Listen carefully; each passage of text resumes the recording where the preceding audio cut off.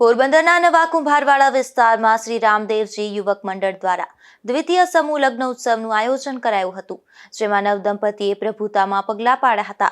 ત્યારે યુવક મંડળ દ્વારા સમૂહ લગ્નમાં ભાગ લેનાર દીકરીઓની અઢળક કર્યાવાર પણ આપવામાં આવ્યો હતો।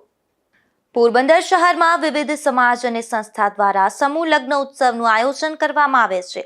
ત્યારે નવા કુંભારવાડા વિસ્તારમાં શ્રી રામદેવજી યુવક મંડળ દ્વારા પણ સતત બીજા વર્ષે સમૂહ લગ્ન ઉત્સવનું આયોજન કરવામાં આવ્યું હતું, જેમાં નવદંપતીએ પ્રભુતામાં પગલાં માંડ્યા હતા।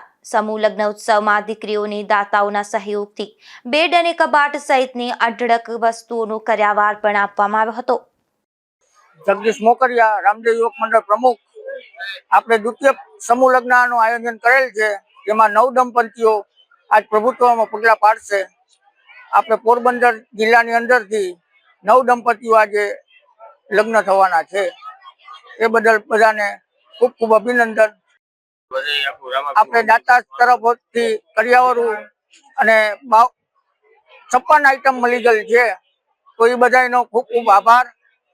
દાતાઓ જે રોકડ રકમ આપી ગયેલ છે તે બધાનો ખૂબ।